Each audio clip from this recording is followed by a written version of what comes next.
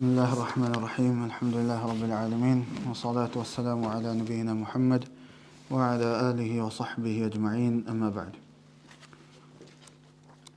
We've taken 6 principles so far. Who can mention to me all 6? Huh? Can you do all 6? I don't want shouting at one. I want somebody who can do all 6. Go ahead. Cleansing the heart, Yeah. being sincere. Cleansing the heart, being sincere. Having zeal upon knowledge. Having zeal upon? Knowledge. Gathering one zeal upon knowledge. No. Yeah. Gathering one zeal upon the Quran and Sunnah. Upon the Quran and Sunnah, number 4 now. Treading the path that leads to it. Treading the path that leads to it. And pondering upon different sciences and prioritizing. Learning all sciences but prioritizing within that. Good. Who can summarize what is meant by treading the path of knowledge? What does that mean? That's basically a tree diagram that I explained. That you study text and you have a beneficial teacher. Not study necessarily. Memorize. Shaykh said memorize. Memorize a text which is rajih and you have a teacher. Okay, then? When it comes to memorizing, we said that first is study. The text that you study have to be recommended by the scholars. So when we talked about the memorization of text, we give benefit. Which books generally should we study? The first point is that the scholars have recommended it. Second point is that the author's aqeedah is correct.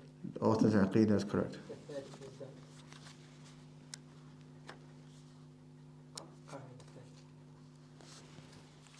Use that word that we can't translate. oh yeah, a lot of work has been done upon A lot of work has been done upon it. Makhdoom. it. No, khidmah. Yeah. And the fourth is it's beneficial. It's beneficial. Yeah. The fifth one for memorizing is Not just beneficial, the most beneficial. the most beneficial. No. The fifth one for memorizing is now the text is correct. No, the text is correct. Six is the best edition. The best print or edition. No. So those are 2 points that we added for memorization. And then when it comes to, then it goes into teacher. Teacher needs to be qualified. So teacher, 2 things needs to be qualified and Second, sincere. sincere. Sincerity is divided into 2. Sincerity is into 2 points now. Firstly, they are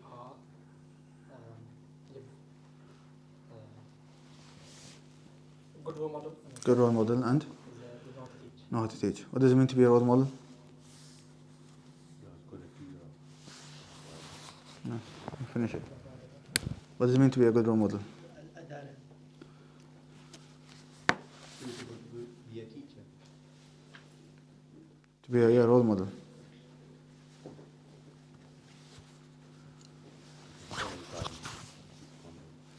So one is mannerisms and conduct is sound to be a role model. What else?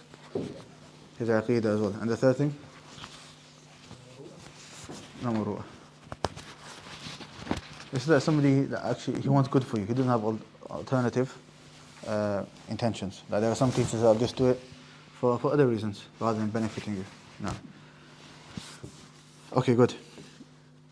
In the 6th one, we mentioned, when we talk about prioritizing, we mentioned one benefit regarding how all of the sciences are connected. Who remembers how are all of the sciences connected? In terms of where they are derived from. It's not only Quran and Sunnah, there's other things as well, but the main point will be Quran and Sunnah. What else? And then you have to learn all the sciences to be proficient in one. Yeah, you can't be a specialist in one science unless you know all of them, such as the scholars when they talk about the conditions of faqih or mufassir. No, what else? You can learn one thing from different sciences. No, one issue can be studied in multiple sciences. No. And each science has an effect on each other. And each science has an effect. Not every single science all the time, but sciences do have effects on one another. No. Okay, khair. We'll continue then, inshallah. Now, so principle number 7 is a rush to acquisition whilst benefiting from your youthful age. Meaning, al-mubadara. What this is hastening to seek knowledge, especially during your youth. Hastening to seeking knowledge, especially during your youth.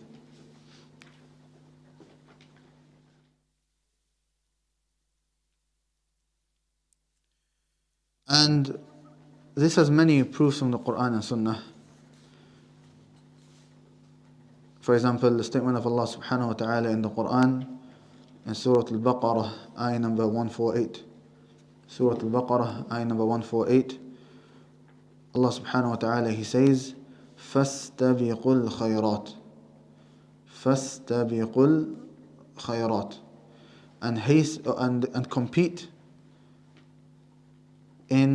compete one another in goodness. Compete one another in goodness. Meaning, compete one another. Try to beat one another when it comes to being the first to attain some goodness. And also other ayat of Allah subhanahu wa ta'ala, وَسَارِعُوا إِلَى مَغْفِرَةٍ, for example, and hasten to the forgiveness of your Lord, and so on. So there's many ayat that have that meaning. Likewise, many hadith of the Prophet sallallahu alaihi wasallam. One of the most famous ones is a hadith of the Prophet sallallahu alaihi wasallam authenticated by Al-Albani, where the Prophet sallallahu alaihi wasallam, he says, اغتنم خمسا قبل خمس, take benefit of 5 before 5. Take benefit of 5 before 5. شبابك قبل هرمك, your youth before your old age.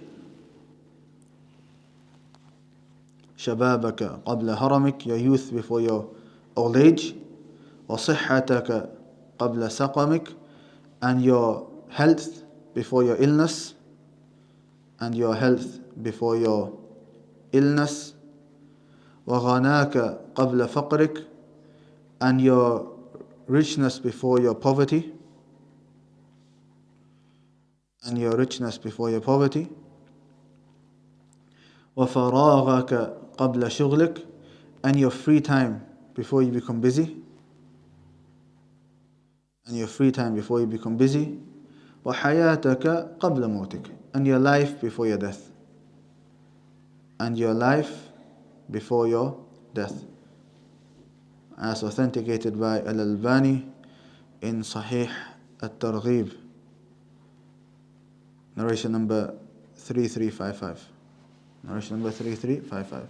So the hadith, I repeat it one more time. The Prophet ﷺ, he said, take benefit of 5 before 5. Your youth before your old age, your health before your illness, your richness before your poverty, your free time before you become busy, and your life before your death. That's authenticated by Al-Albani and Sahih At-Targhib 3355. Likewise, you have many statements of the Sahaba radiallahu anhum.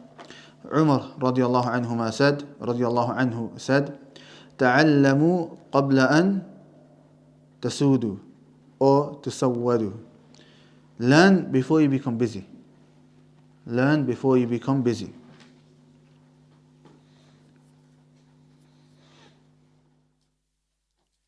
Ibn Umar radiallahu anhuma used to say, and it's mentioned by Imam al-Nawawi under hadith number 40, إذا أمسيت فلا تنتظر الصباح. If you reach the evening, then do not wait for the morning. إذا أصبحت فلا تنتظر إذا أمسيت فلا تنتظر الصباح. If you have reached the evening, then do not wait for the morning. وإذا أصبحت فلا تنتظر المساء. And if you have reached the morning, then do not wait for the evening. وخذ من صحتك لمرضك, and take advantage of your health before your illness. ومن حياتك لموتك, and take advantage of your life before your death. Narrated by Bukhari. So he says, إذا أمسيت فلا تنتظر الصباح. If you have reached the evening, then do not wait for the morning. وإذا أصبحت فلا تنتظر المساء. And if you have reached the morning, then do not wait for the evening. وخذ من صحتك لمرضك, and take advantage of your health before your illness. ومن حياتك لموتك, and your life before your death. Narrated by Al-Bukhari. So all of these statements, you can see the command of hastening to doing good deeds and taking advantage of the time that you are in before a time where you are not able to do what is you want to do from the good actions. Why? Because right now you have the opportunity. Later on, especially when you grow older, you have more responsibilities and you become busier, right? So then you won't have the same opportunity like you do now. So for example, right now the only thing, when somebody's young, only thing he has to think about is maybe schoolwork, and that's it. And then once a person becomes older, for example, he has a job he has to worry about. Then he has his family he has to take care of. Then he has all the other relationships that he has to uphold and give their rights. And all of that ties him. So even when he does have his free time, he doesn't have energy to do anything else. Because as you get older, you have less energy than when you were younger. So especially when you are younger in age, this is the best opportunity for you to learn. And that's what the Shaykh is saying here, is that right now this is an opportunity for you to learn, so do not waste that opportunity. When you are young, this is the best time for you to learn, so do not waste that opportunity. So let's read what the Shaykh he says. He says, he starts off with a statement of Imam Ahmad rahimahullah, where Imam Ahmad says, I have never compared youthfulness to anything except by something that was in my sleeve and then it dropped. Meaning, when I think about my youth, it was something that went so quickly. It was something that went so quickly. And knowledge in your youthful years is quicker to the soul and stronger in connecting and remaining. So not only do you generally have more time, it's easier for you to take in that knowledge. When you're younger, you're like a sponge, that you can take in more knowledge. That's why when the kids are younger, you make them memorize the Quran then. Because generally it's easier to memorize the Quran at that age than when you are older. That's why Al-Hasan al-Basri, he said, Al-ilmu fi al-sighar kan-naqshi fi al-hajar. Knowledge at a young age is like engraving upon a rock. Whenever you memorize something when you're young, that stays with you for the rest of your life.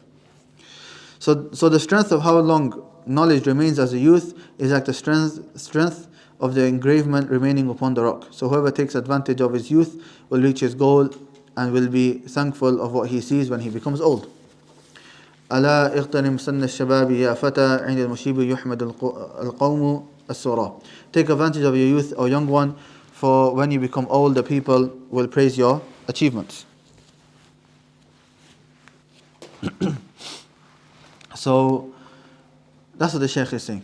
So we have to ponder over ourselves and think that this is a time for me to take advantage of my time.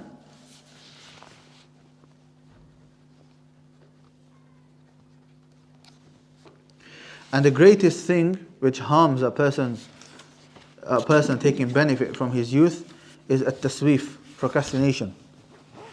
At-taswif, procrastination. Taswif from the word sofa. Na'im, what does sofa mean? Yeah, in the future I will do this, I will do that.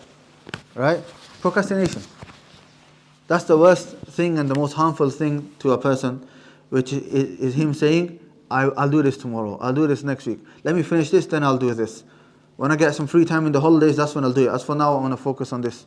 That's the worst thing. Because what happens, that time comes, either that time comes and then you procrastinate again and you just never end up doing it, or you don't get the opportunity to do that time at all. Whether it's death, whether it's you becoming ill, whether it's you becoming busy, whatever the case may be. Right? How many people do you know that say, okay, right now I'm busy with this, once the holidays come, I'll do it. Then they get busy with their family in the holidays and other things. Right? That's what did Ibn Umar say? إِذَا أَمْسَيْتَ فَلَا تَنْتَظِرَ الصَّبَاح. If you reach the evening, don't wait for the morning. Don't say, I'll do it in the morning. Do it now. Because what if you wake up late in the morning, you're tired in the morning, you get something else, you get a phone call in the morning. Anything could happen. وَإِذَا أَصْبَحْتَ فَلَا تَنْتَظِرَ الْمَسَاء. And if you reach the morning, don't wait for the evening. وَخُذْ مِنْ صِحَّتِكَ لِمَرْضِكَ. And take advantage of your health before your illness. وَمِنْ حَيَاتِكَ لِمَوْتِكَ. And your life before your death. Then the Shaykh, he says, and it's very important because now some people may think, oh, we're talking about the youth. Alhamdulillah, right now we don't really have anyone really old in age. So, there might be someone listening until now and getting offended. Oh, I'm old in age. That means I can't learn. So the Shaykh answers that question, or answers that doubt right now, and he says, but let not what has been mentioned make you misunderstand that the older person cannot seek knowledge. Rather, look, those are the companions of the Messenger of Allah sallallahu alaihi wasallam who studied knowledge at an old age.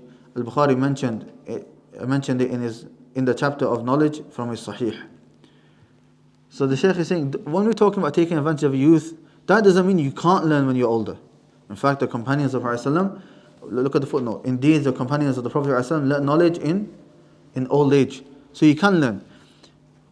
All we are saying now is that there's more of opportunity right now, generally. and it's easier generally. So take this opportunity before it's taken from you. Right? And Shaykh explains this. He says, now, it only becomes harder to seek knowledge at an older age, as has been clarified by Mawardi in Adab al-Dunya wa Deen, due to the many distractions, number one. Number two, the overcoming responsibilities. And number three, the plentiful connections, all the relationships that you have and you have to uphold. So whoever can free himself from those things, then he will acquire knowledge. So why is it harder? It's like Umar said, تَعَلَّمُوا قَبْلَ أَن تَسَوَّدُوا. Learn before you become busy. When you get older, you don't have that free time as much. It's not that you can't learn in the old age, it's just because you have become more busy, you normally have less time. Whereas when you're young, you don't have anything. When you're in school, you've got schoolwork, then you have all the holidays off. In the evenings, you're generally off, right? But when you become older, that's not necessarily the case. And obviously, you have your energy, your body becomes weaker, you have a bit of less energy, so it's a bit harder. But it's not impossible. In fact, the companions of the Prophet ﷺ learned when they were old in age. Now, so this chapter is basically talking about not wasting your time and taking advantage of your time. And even, you hear stories of people who, for example, some people in Saudi, I've heard stories of them, they would have the Quran with them and they would just memorize, or something along the lines, at the traffic lights. And they would memorize, I don't want to misquote because I can't fully remember, but either they memorize the whole Quran, or they memorize a number of surahs, or a number of ahadith, or a number of books, just by memorizing at the traffic lights. Or you'll find other people, they have listened to cassettes upon cassettes just when they were driving. So they listen to, thousands of hours of Ibn Uthaymeen rahimahullah just by listening to the cassettes while they are driving. Some of the Salaf, it was said that they went to meet, or the teacher came to the house, and then he came back, and then he said, قَرَأْتُ جُزْءًا فِي طَرِيقِي. On my way to the person's house and back, I read one juz of the Quran. And that's possible, it's not impossible. If somebody reads at a decent pace, it takes about 5, 7, 8 minutes to finish, to recite a quarter of a juz. So let's say it takes a person 15 minutes to walk to his house. Right, that's half a juz. 15 minutes back, that's half a juz. Right, he's recited a juz of the Quran just by walking to somebody's house. So using all of the time that you have, especially when you are young, is very important. That's why Allah subhanahu wa ta'ala, He says in the Quran, very powerful ayah, He says, وَالَّذِينَ جَاهَدُوا فِينَا لَنَهْدِيَنَّهُمْ سُبُلَنَا. The one who exerts effort for our sake, we will guide him to the straight. We will guide him the correct path. The one who exerts effort for our sake, we will guide him the correct path. وَالَّذِينَ جَاهَدُوا فِينَا لَنَهْدِيَنَّهُمْ سُبُلَنَا. Al-Fudayl ibn Iyad, he said, the meaning of this ayah is, وَالَّذِينَ جَاهَدُوا فِينَا فِي طَلَبِ الْعِلْمِ. Whoever exerts effort in our cause, in seeking knowledge, whoever exerts effort for us in seeking knowledge, لَنَهْدِيَنَّهُمْ سَبِيلَ الْعَمَلِ بِهِ. We will guide him the path of acting upon it. Meaning, you just have to put in the effort. Any time that you get, put in the effort. Don't waste any time. And if you are truthful and you're seeking knowledge, you won't waste any time. And if you do so, then Allah subhanahu wa ta'ala will make it easy for you. He'll make it easy for you to learn. He will make it easy for you to act upon it, and so on. Now, so this is principle number 7. Let's move on to principle number 8. Now, Do you know the ayah number? I don't know the ayah number though. وَالَّذِينَ جَاهَدُوا فِينَا لَنَهْدِيَنَّهُمْ سُبُلَنَا وَإِنَّ اللَّهَ لَمَعَ الْمُحْسِنِينَ. That is, I think, the last ayah of, what's the surah before Surah Rum? Because after that Surah Rum starts. Surah Ankabut. No, the last ayah of Surah Ankabut, I think it is. وَالَّذِينَ جَاهَدُوا فِينَا, the one who exerts effort for us, لَنَهْدِيَنَّهُمْ سُبُلَنَا, we will guide him the paths. Or we will guide him, subulana, our path.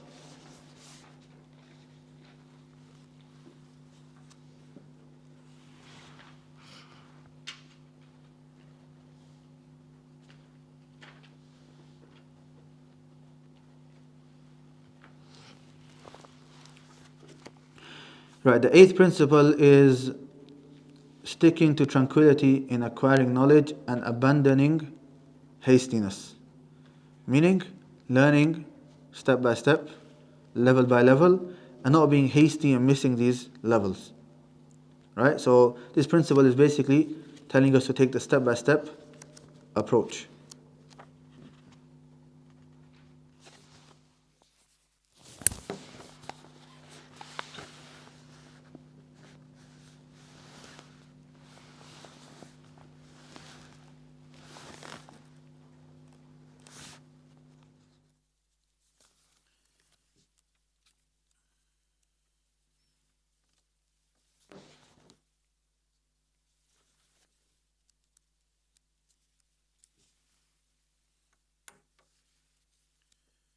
What's the difference between this and the previous one?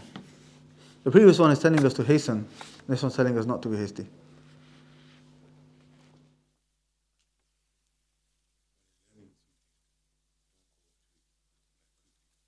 Okay.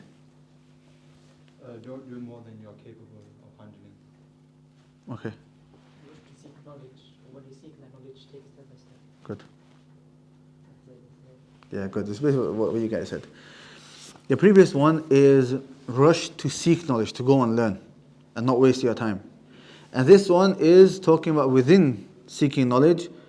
Don't be hasty so be hasty in wanting to learn, but don't be hasty in the way that you learn.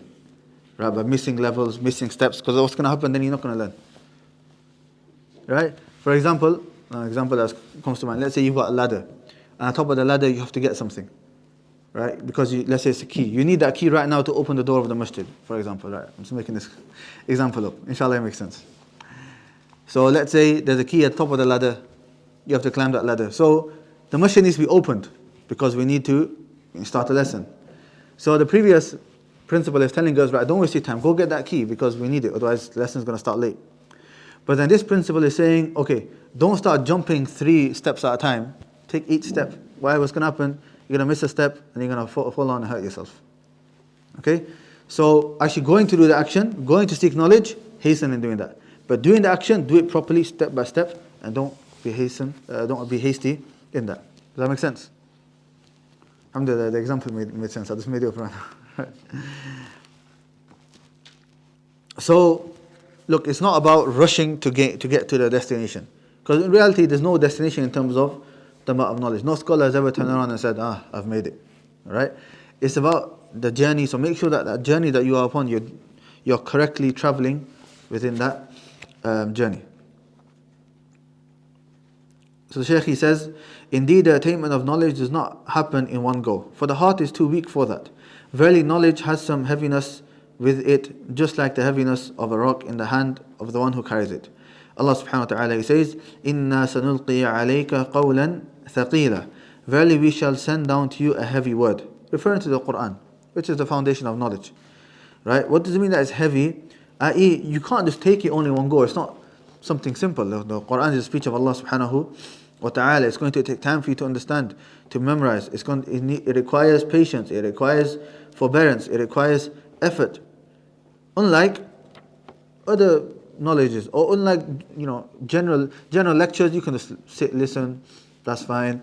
Conferences, podcasts, no. But when it comes to seeking knowledge and learning, no, you have to sit down, you have to have the book, take notes, memorize, revise, test one another, be on time, and so on. And yes, in the beginning it might be difficult.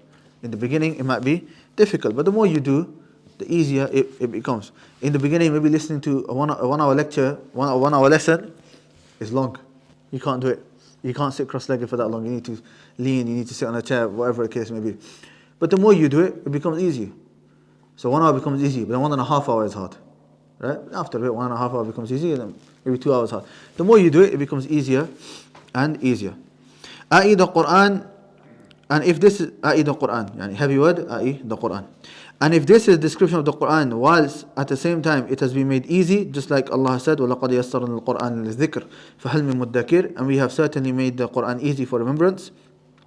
So what do you think about the rest of the fields of knowledge? And if Allah is saying the Quran is easy, then what about the other sciences? Then that requires more patience and more effort. Due to this, the Quran was revealed, whilst being mindful of this affair in parts and stages. Meaning, the Quran wasn't revealed in one go. The Quran was revealed bit by bit, in accordance with the occurrences and great events, depending on what was needed at the time. That's what Allah subhanahu wa ta'ala revealed.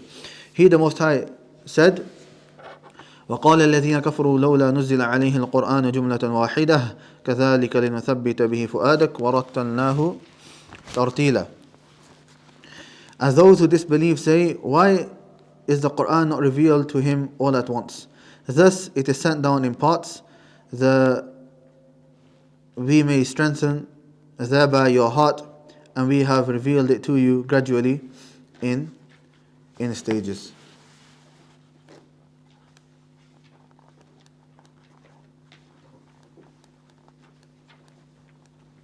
So even the Quran, if a person ponders over the seerah of the Prophet ﷺ, right?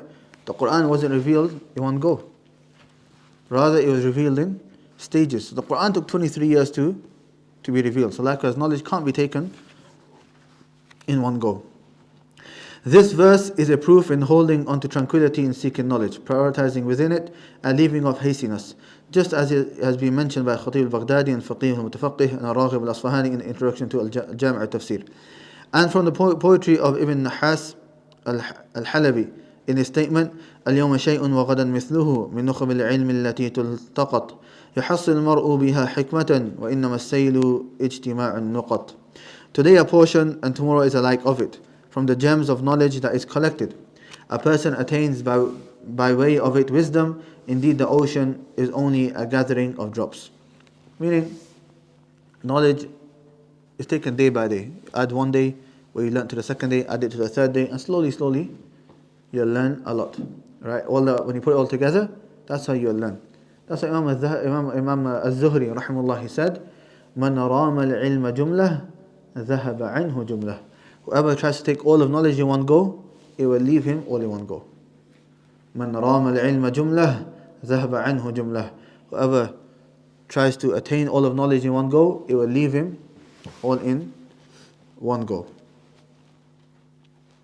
And Imam al-Zuhri also said, إنما جمعنا هذا العلم بالحديث والحديثين والمسألة والمسألتين.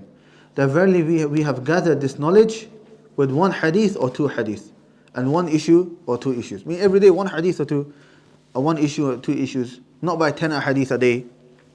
We just took it by learning one hadith or two a day. So what do we learn from this? The most important thing is consistency. The most important thing is consistency. So little bit, take the correct path. Don't try to skip anything. Don't try to do too much. But just stay consistent. Slowly, it will add and it will add. So for example, you guys know that in Bradford they started halaqat al-mutun at Fajr, right? So we had in the beginning a lot of students attending. The first day about 10 students attended. Alhamdulillah.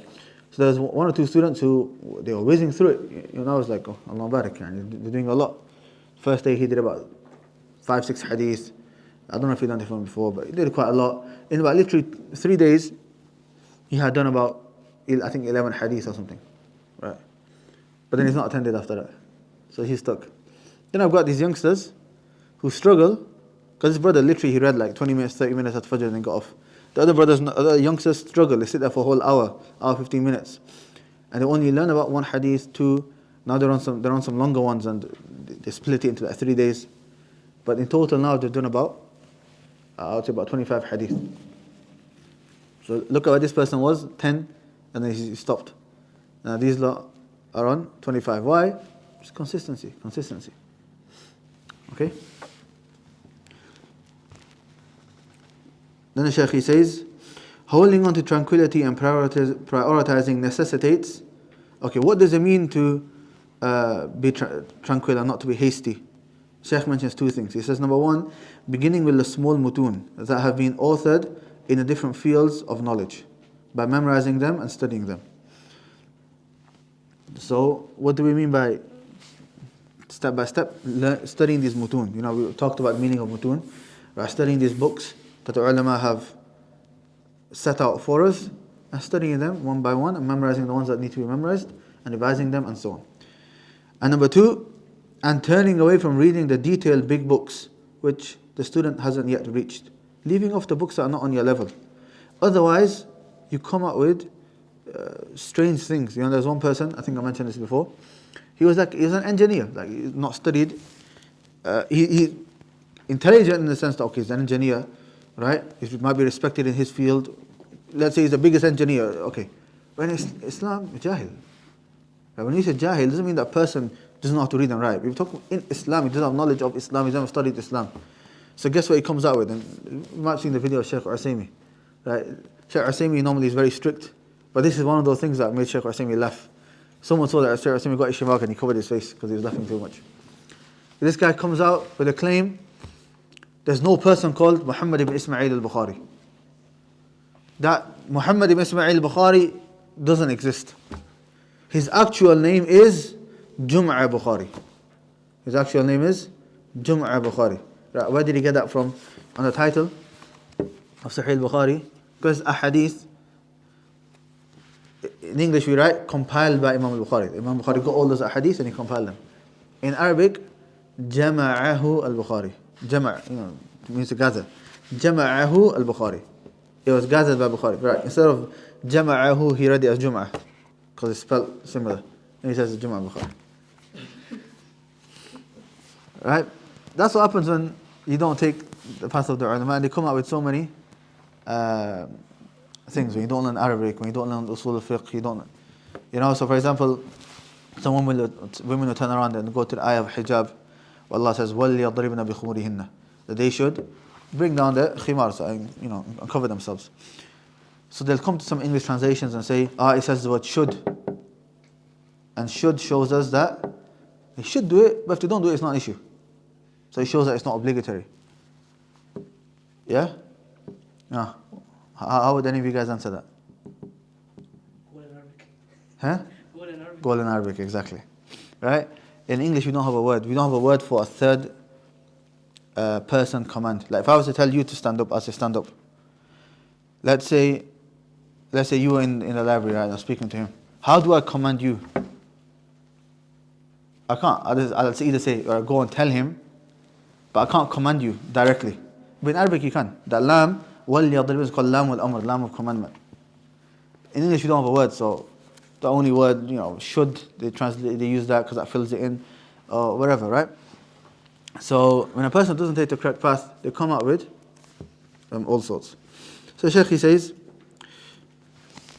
and whoever exposes himself to looking at these big books, then he might harm his religion. The example of the hijab, you're harming your religion. And going beyond bounds in knowledge will most likely lead him to becoming lost. And from the wonderful statements of wisdom is a saying of Abdul Karim al-Rafa'i, one of the teachers of knowledge in Damascus, of Sham in the previous generation. The Arabic says, I think the Arabic says Qarn al-Madi. No. So, when it says big book, like imagine you're studying like Arba'in and Nawawi, are you not allowed to read the explanation of that? Or is it something else? That's not big.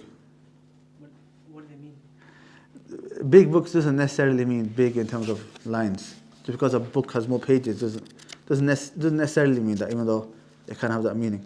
It means bigger than your level, greater than your level. Okay? For example, if I have a book now, let's say I author a book, and that book has usul al-thalatha in it, Qawada Arba', Nawaqid al-Islam, Arba'in Nawiyah, Ta'zim al-Ilm. All these books, I have 10 books in there, but I've compiled it all as a massive book.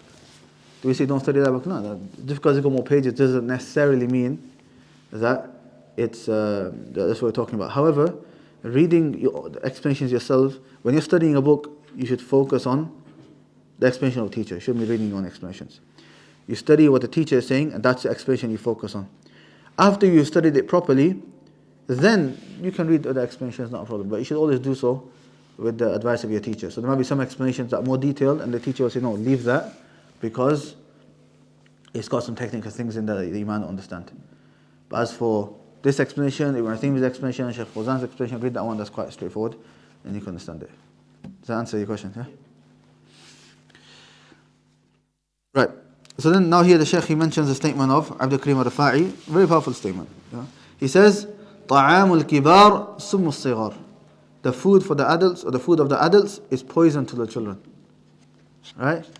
Now, the food that we eat, that's the food that we need to eat, right? We need energy, we need to eat it. But can you give that same food to a baby? You can't. What will happen? They'll choke on it and die. Alright? Why is that? Is it because the food's bad? No, the food's very good. Alright? I don't know. Riyadh, give me some good food. Fish. Fish? Yeah. Come on. Right.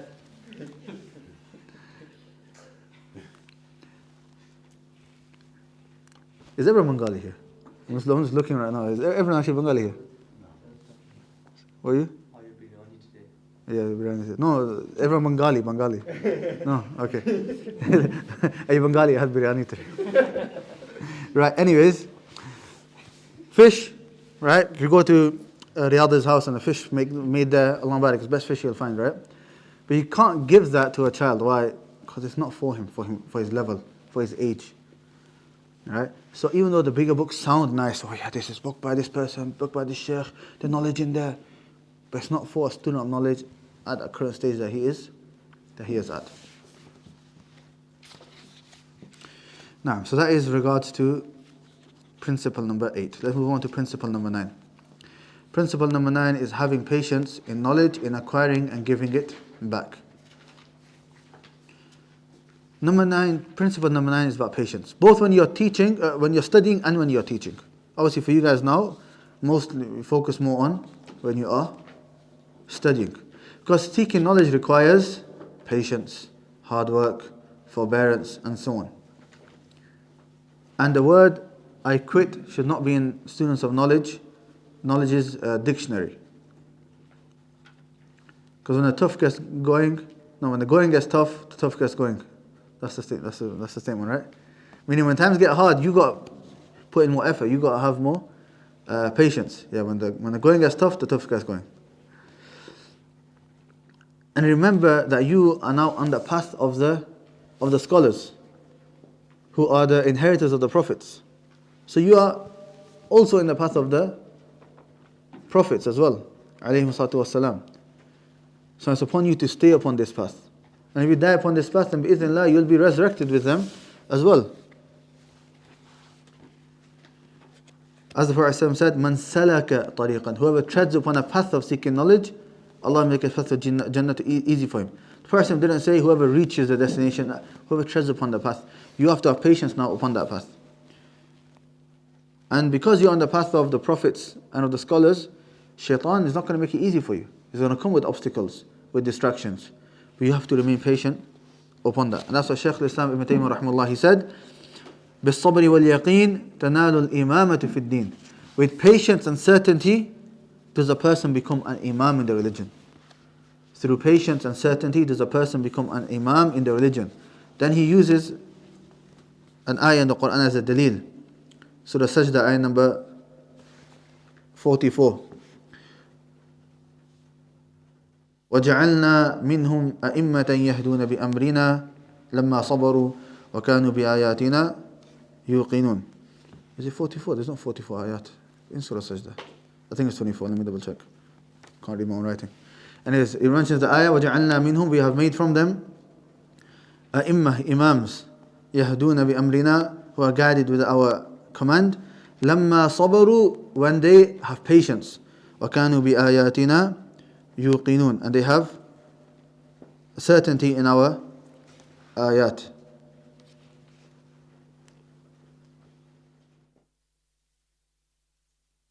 No, it's 24, not 44.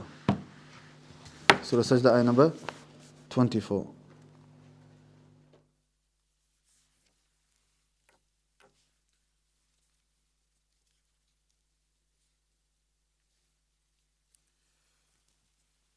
Now, whoever treads upon a path of seeking knowledge, Allah will make his path to Jannah easy for him. Sahih Muslim. Now here it's also important to mention the different types of patience as well, generally, that a Muslim needs to have. There are 3 types of patience. Patience upon the... who knows? No. Patience on seeking patience. Oh man, this is one of the first things Rasul said. Patience upon the commands that Allah has given you. Yeah, patience upon the obedience of Allah. Ala ta'atillah. That's the first one. Patience, Patience upon the obedience of Allah. Now, second. patience away from the sins. Patience from away from disobeying Allah. Patience from the disobedience of Allah. And thirdly,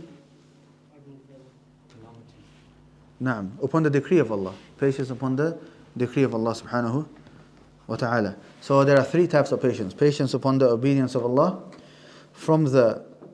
or staying away from the disobedience of Allah, and thirdly, from the decree or upon the decree of Allah subhanahu wa ta'ala.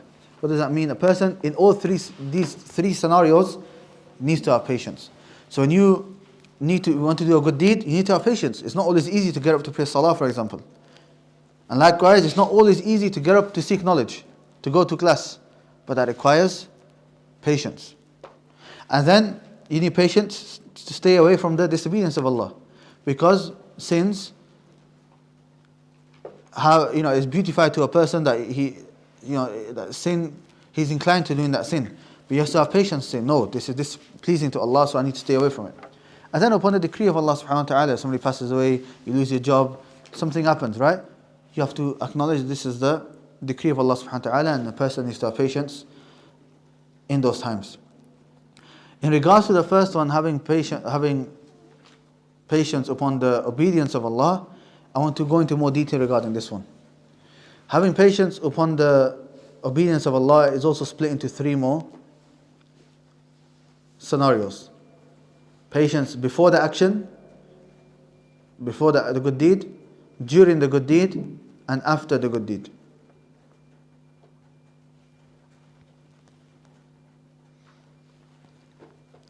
As for patience before the deed, then two things. Firstly, a person needs to have patience in learning how to correctly do the action. That's why that shows the importance of seeking knowledge that we are talking about now. So a person needs to have patience in learning how to correctly do the action. So a person needs to pray salah. He can't just get up and pray just like that. He needs to know how to pray. And secondly, a person needs to have patience in rectifying his intention.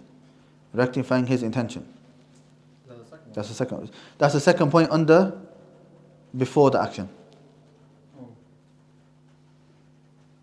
Okay, might need to do a tree diagram for this as well to make it easier. So we're talking about patience upon the obedience of Allah. And this is three scenarios. Firstly, before the action. And before the action, how do we have patience?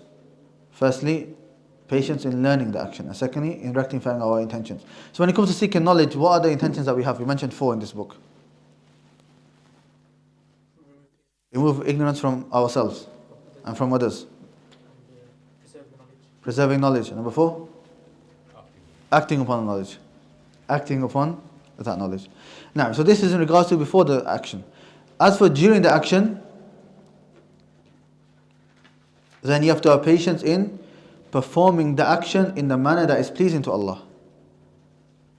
Performing the action in the manner which is pleasing to Allah subhanahu wa ta'ala.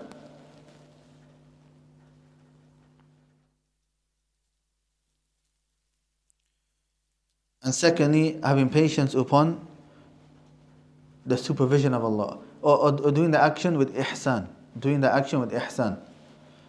So this is slightly different to the previous point.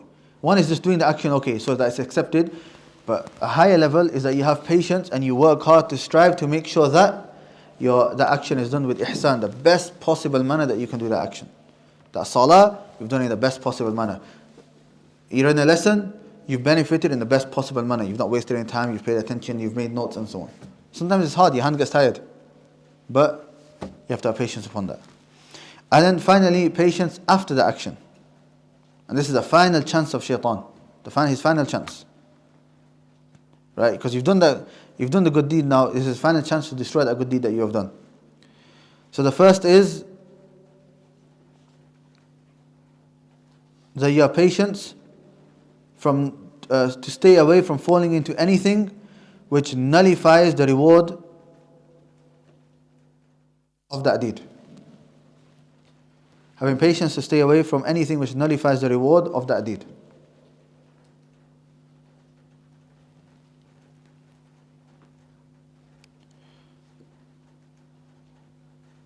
So we know that Allah subhanahu wa ta'ala says in the Quran, وَقَدِمْنَا إِلَى مَا عَمِلُوا مِنْ عَمَلٍ فَجَعَلْنَاهُ هَبَاءً مَنْثُورًا.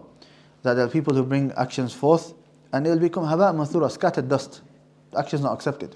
So even though this ayah, Allah alam, is referring to shirk and so on, okay, even after the action, we need to make sure that we don't do anything which destroys it. And then, for example, the hadith of Thawban radiallahu anhu, where he mentions that the Prophet says, that person, he will be brought with illuminating mountains of good deeds. But all of that will be turned into dust. Why? لأنهم إذا خلوا بمحارم الله انتهكوها. Because when they were alone with Allah subhanahu wa ta'ala, they transgressed the boundaries of Allah. Okay? Another point that can come under this as well is having self-amazement or pride. Is that in the same point? You can make it a separate point, you can make it in the same point, it's not an issue. Shaykh Sindi makes it a separate point. But thinking about it, it can be put in the same point. Having self-amazement or pride or arrogance over the action that you have done. And he mentions a story from the Salaf. There was a father traveling with his son. And he was traveling with a group of people. So at night, the father got up to pray Qiyamul Layl. And he also woke up his son.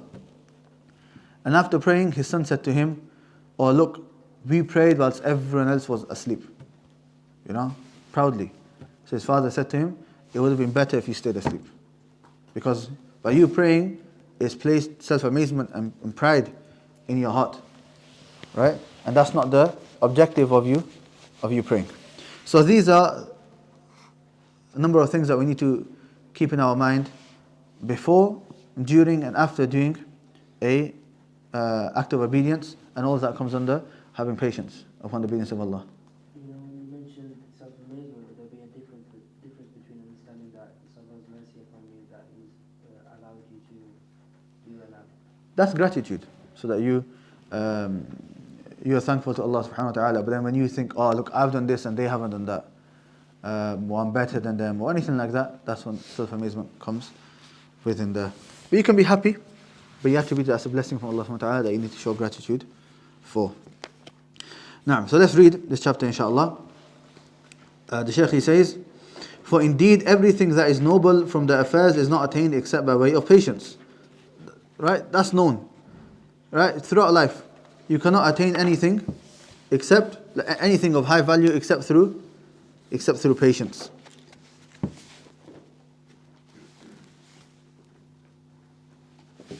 Right? You want to reach a high status in your job, high level, become CEO or whatever. It takes years of hard work.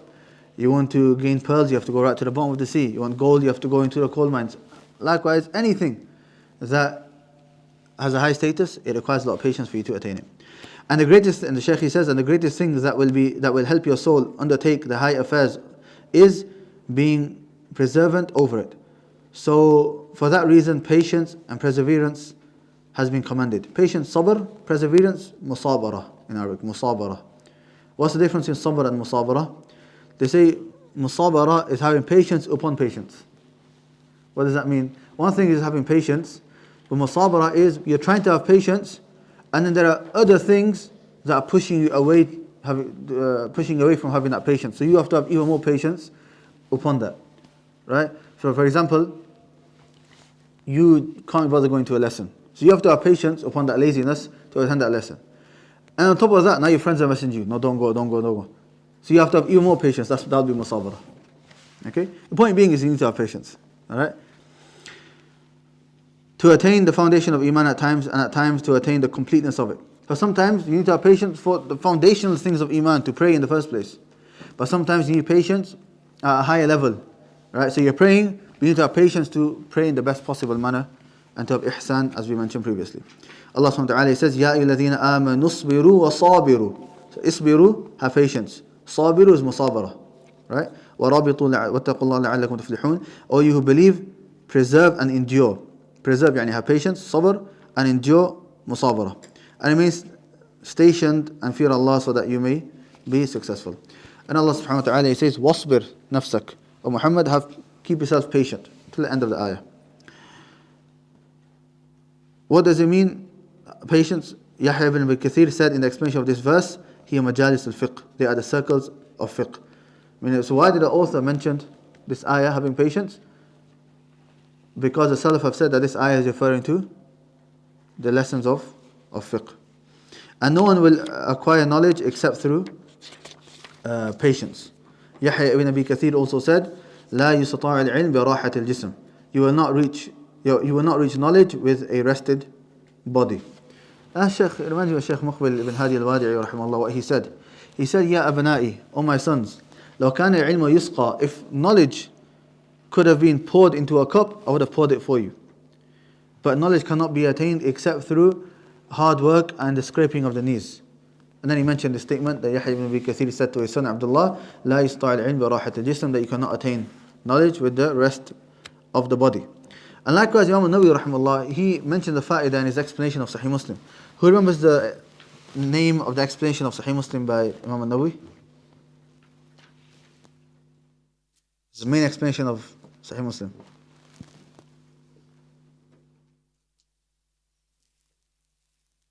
Who remembers? It's called Al-Minhaj. Al-Minhaj fi Sharh Sahih Muslim ibn al-Hajjaj. Right. In this explanation, I think I mentioned this fa'idah before. Anyone remember what he says regarding this statement?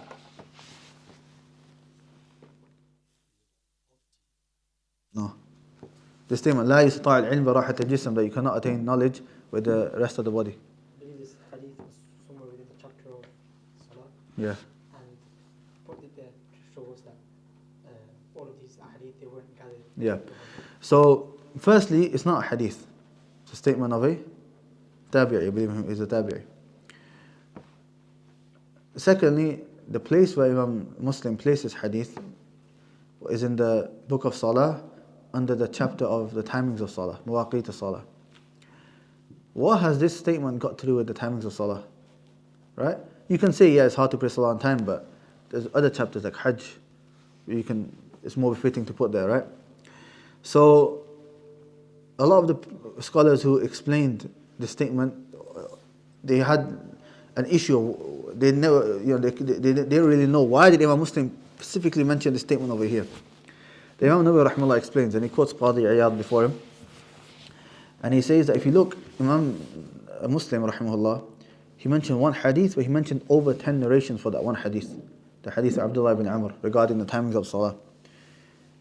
So Imam Muslim is basically reminding himself and telling us as well that all of these narrations that he's got didn't come just by him being at home and doing a Google search and all of them coming up. Each narration he has to travel, right? Because you have to go meet that person. So imagine how far he traveled, how many months it would have taken him to gather these 10 plus narrations. So he's saying that all of this knowledge, how did we attain this knowledge? Through hard work and having patience and forbearance, right? So he's placed this there to remind himself and us that we need to have patience and musabarah, perseverance, and forbearance when we are seeking knowledge. Then the Shaykh, he says, so he mentions two benefits of having patience and seeking knowledge. He says, so by way of knowledge, you will be, number one, you will be removed from the lowliness of ignorance. Through that patience, you remove ignorance from yourself. And number two, and by it you will attain the sweetness of knowledge. That sweetness of knowledge doesn't come just like that. That sweetness of knowledge comes when you've worked hard for it and you've had patience. Then the Shaykh, he says, being patient in knowledge is of two types. Okay? Firstly, he says, patience in acquiring and seeking it. For memorization requires patience, understanding requires patience, attending the circles of knowledge requires patience, and being mindful of the rights of the teacher requires patience. So when you're studying, you need patience. Secondly, patience in giving it back, spreading it, relaying it to its people. So sitting down for the students requires patience. Making them understand requires patience. Bearing their mistakes requires patience. So the Shaykh is saying teaching requires patience as well. Yes, in the beginning, sometimes a person enjoys it and so on, but especially when they're doing it for a long time, right? It requires a lot of patience and it can be very tiring. And somebody who's been teaching for a long time, they'll know this. And subhanAllah, you'll find that even the Prophet ﷺ, when he would speak, he would repeat what he would say 3 times. Narrated in Bukhari Muslim. Why? To make sure that the person understood. To repeat something 3 times isn't easy, right? To repeat it twice, not everyone does. What about 3 times? Right? And as in Bukhari Muslim. There's a story of Imam al-Shafi'i rahimahullah with one of his students, Rabi' ibn Sulaiman. Rabi' ibn Sulaiman, who was a student of Imam al-Shafi'i. He was very close to Imam al-Shafi'i. Imam al-Shafi'i, he said to him, he says that you are the most beloved to me. And he also said that nobody has served me like Rabi' ibn Sulaiman has served me. However, the point which I want to make is Al-Qaffal, he narrates in his book, in his Fatawa, he says, كان الربيع بطيء الفهم. Rabi' very slow understanding. He wasn't clever.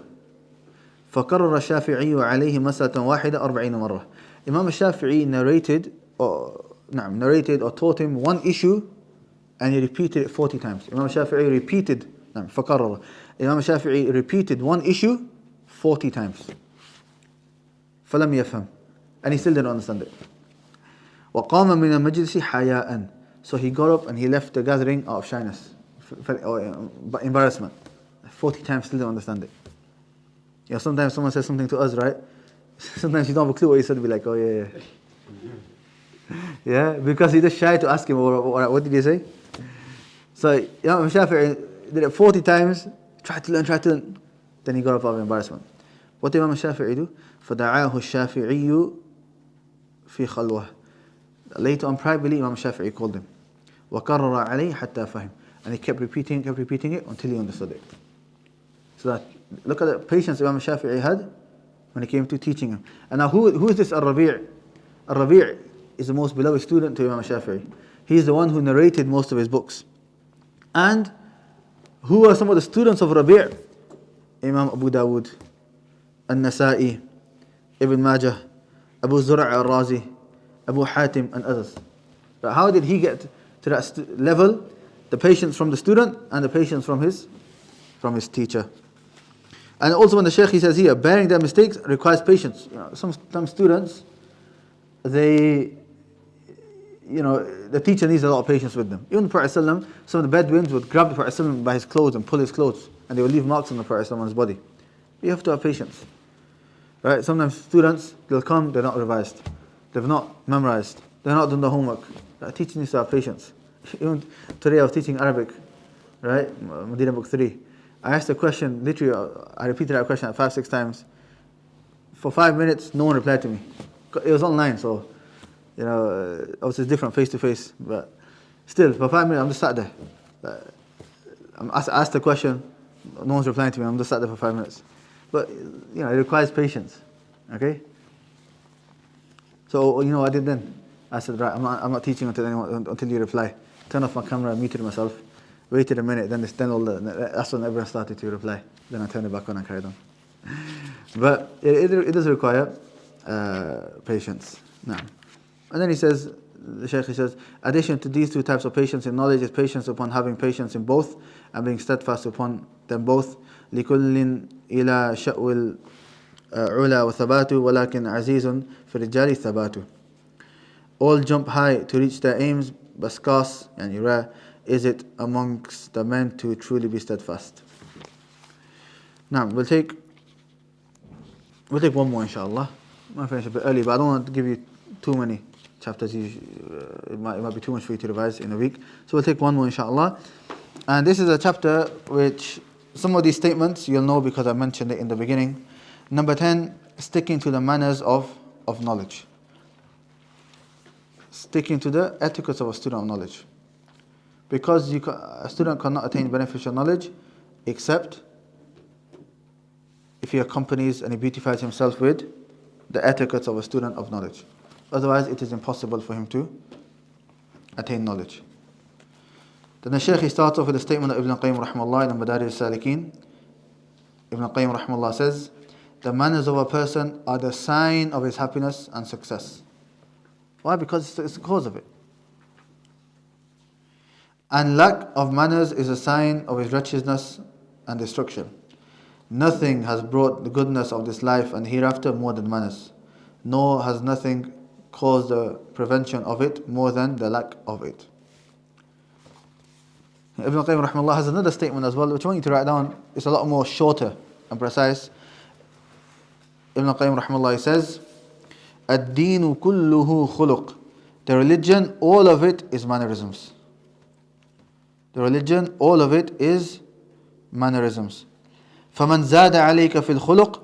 So whoever has surpassed you in mannerisms, فَقَدْ زَادَ عَلَيْكَ فِي الدِّينِ. Then he has surpassed you in the religion. So Ibn al-Qayyim rahimahullah says, "Ad-deenu kulluhu khuluq." The religion, all of it is mannerisms, of manners. فَمَنْ زَادَ عَلَيْكَ فِي الْخُلُقِ. So whoever surpasses you in manners,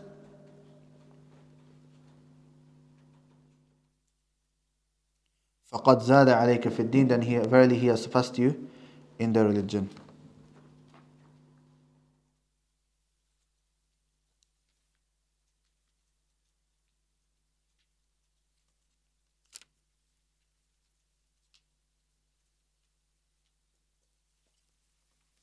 Then the Shaykh he mentions some lines of poetry and he says, وَالْمَرْءُ لَا يَسْمُ بِغَيْرِ الْأَدَبِ وَإِنْ يَكُنْ ذَا حَسَبٍ وَنَسَبٍ. A person will not be elevated without manners, even if he has high ancestry and lineage. The only one suitable for knowledge is the one who adorns himself with its manners, in himself, his lesson, his teacher and his colleagues. Meaning a person cannot be from the people of knowledge unless he adorns himself with the etiquettes of a student of knowledge. Then he mentions the statement of Yusuf ibn Hussein bil adabi. Here they wrote tufhamul ilm, but I believe it to be tafhamul ilm. With manners, if you say tufham, it means will knowledge be understood. However, knowledge is masculine, so I don't know why they use the ta in the beginning. Tufham, it would be yufhamul ilm. Right, Naeem? He said that's like that. I know I said tafham, that's not tafhamul ilm. But here in this book they wrote tufhamul ilm. I'll maybe ask some of my teachers to clarify. But I believe it to be tafham. Allahu a'lam. But the meaning is still the same. With mannerisms, will knowledge be understood? Okay? And this is for two reasons. Firstly, why is it that through manners will knowledge be understood? For two reasons. The first reason is that if your teacher sees you to be a well-mannered student, then he will go beyond in helping you understand and to learn. Right?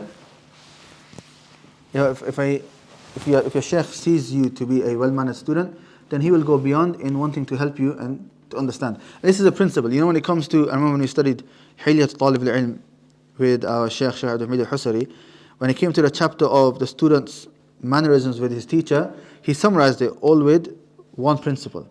He said the foundation principle when it comes to this chapter of the etiquettes of a student with his teacher is الشيخ لا يعطيك خيره حتى تعطيه خيرك. That the teacher will not give you the best of what he has until you give the best of what you have. The teacher will not give you the best of what he has until you give him the best of what you have. Does that not conflict with your intention? Your other mannerisms just so. How? No, it's a means. It's a means. Why do you walk to the masjid? Yeah, to pray salah, right? Yeah. No, so if you use the same question, then you're only walking for salah, you're not walking for Allah. Yeah, it's a means, because salah is for Allah. So you're learning for the sake of Allah subhanahu wa ta'ala. So what helps you learn is being good to your teacher. Right? So, and you'll find this, right? For example, me teaching here on Sunday, I wasn't planning on teaching on Sunday. Right? But mashallah, barak, alhamdulillah, I've seen some students who are very eager, wanting to learn. Ask nicely, so khalas, I said I'll do these lessons. Right? The second reason is when a person adorns himself with the mannerisms of student knowledge, then Allah subhanahu wa ta'ala helps him. Allah subhanahu wa ta'ala aids him. Why? Because he is on the path of attaining the inheritance of the prophets. He's on the path of attaining the inheritance of the prophets. So Allah subhanahu wa ta'ala will aid that person. Now, if you see a person who it seems that he has knowledge, but it seems that he does not have the etiquettes of a student of knowledge, then know that this person only has the picture of knowledge. He doesn't have the reality of knowledge. That knowledge where a person finds that true sweetness. That knowledge which takes him closer to Allah subhanahu wa ta'ala. That knowledge which is beneficial knowledge, as we explained in the beginning. So this person would only have the picture of knowledge because he's memorized some issues, he's memorized some ahadith, right? He has the outward picture of knowledge, but the reality of knowledge, of beneficial knowledge, person cannot attain except through his mannerisms. Okay, so if you see this person doesn't do what we're mentioning in this book, but it seems like he has knowledge, no, it's only the picture of knowledge and it's not the reality of knowledge. Then the Shaykh, he says, that is because the one who is well mannered will be seen to be befitting for knowledge, so he will be given it. And the one who has little manners, knowledge is too precious to be wasted on him. Hence why the Salaf, rahimahumullah, gave great concern to learning manners, just like they would learn knowledge. Ibn Sirin said, كانوا يتعلمون الهدي كما يتعلمون العلم. They used to learn good manners just like they used to learn knowledge. Next page. In fact, a group of them give precedence to learning it first over knowledge. And if you look at the reality of what the people need now, this is the case. Right? SubhanAllah, if some of the Salaf and their time saw that they need to learn manners before learning knowledge, then what do you think about if they were to see this time? Malik ibn Anas said to a youth from the Quraysh, يَا ابْنَ أَخِي تَعَلَّمِ الْأَدَبْ قَبْلَ أَن تَتَعَلَّمَ الْعِلْمِ. O son of my brother, learn manners before you learn knowledge. And they would show their need for it. Makhlad ibn Hussein said to Ibn Mubarak one day, نَحْنُ إِلَى كَثِيرٍ مِنَ الْأَدَبْ أَحْوَجُ مِنَّا إِلَى كَثِيرٍ مِنَ الْعِلْمِ.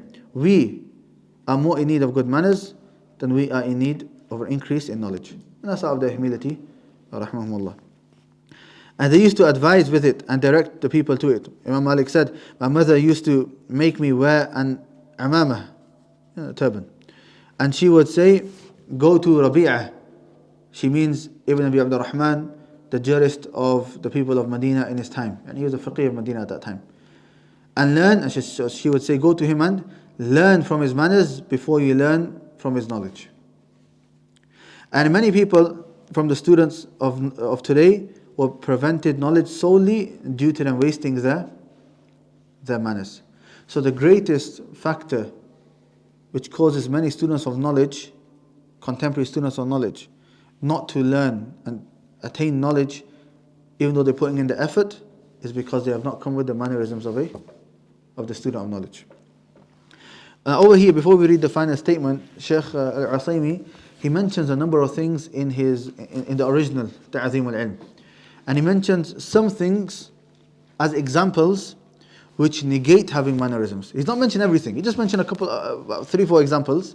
I'm going to read that sentence, what he mentioned in the Asl, because I think it's very important. Because some of the points in here, we may look over, but it's very important. The Shaykh in the Asl, he says, فَتَرَى أَحَدَهُمْ. You'll see one of them, مُتَّكَأً بِحَضْرَةِ شَيْخِهِ, leaning whilst his Shaykh is present. Right? Relaxed, leaning back whilst his Shaykh is present. بَلْ يَمُدُّ إِلَيْهِ رِجْلَيْهِ. In fact, you'll see that he will be stretching his legs to his teacher. Stretching his legs to his teacher. وَيَرْفَعُ صَوْتَهُ عِنْدَهُ. And he raises his voice in his presence. وَلَا يَمْتَنِعُ عَنْ إِجَابَةِ هَاتِفِهِ الْجَوَّالِ أَوْ غَيْرِهِ. Nor does he prevent himself from answering the phone. A phone call comes, right, he'll answer it in class. فَأَيُّ أَدَبٍ عِنْدَ هَؤُلَاءِ يَنَالُونَ بِهِ الْعِلْمِ. So what mannerisms do these people have that they can use to attain knowledge? So the Shaykh in this paragraph in the Asl, in the actual Ta'zim al-Ilm, not the summary, he mentions these points. He says, firstly, leaning, because leaning is for the person who is respected. That person leans, right? So the teacher would lean, not the student, in that case. بَلْ يَمُدُّ إِلَيْهِ رِجْلَيْهِ. And likewise, stretching your legs, right? Stretching your legs is a form of disrespect. Unless there's a need. If there's a need, somebody's ill, or the lesson's really, really long, no problem in a person stretching their legs for, let's say, a little while, just so he can take his legs back in after stretching it, right? When we study with Shaykh al Usaymi for hours, 4 hours after Fajr, then for Asr after Isha, that's long. So sometimes you stretch your legs, give it like 10-20 seconds, and then khalas, bring your legs back in. Okay? Or even answering the phone, right? You get a phone call, if it's important, ask permission from the teacher. Right? Can I go answer the phone call? Or quickly send a message or two that I can't take the call now. That's fine. As for some people on the phone the whole lesson, or some people, the phone rings and that's it, they leave without the permission of the teacher, then that is not from the etiquette of a student of knowledge. If he's teaching for like hours, then how like the students, isn't that like being hasty? Or No, it's not being hasty. When you go to school, how many hours do you go to school for? yeah, no way. Khalas.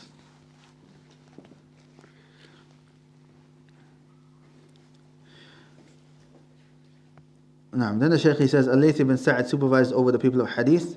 He once saw from them something he didn't like. So he said, what is this? You people are more in need of little bit of good manners than your need for a great deal of knowledge. And Salaf would tell the students off. If they saw that they didn't have the mannerisms of student of knowledge, they would tell them off. And then the Shaykh, he finishes off and says, what would Al-Layth say if he were to see the state of many of the students of knowledge in this era? SubhanAllah. If he's saying that in his time, then what would he say if he saw students in our time? Alhamdulillah, with that we finished principle number 10, which is more than half the book. Inshallah, we'll continue from principle number 11 from next week. What time is it? Should I stop here or do you want to carry on? I've prepared for the next one, but khalas, we'll stop here inshallah. We'll stop here inshallah. I don't want to make it too much for you guys. This is lesson number 4? Oh, lesson number 5. Khairan inshallah. We'll continue next week بإذن الله. سبحانك اللهم وبحمدك أشهد أن لا إله إلا أنت أستغفرك وأتوب إليك.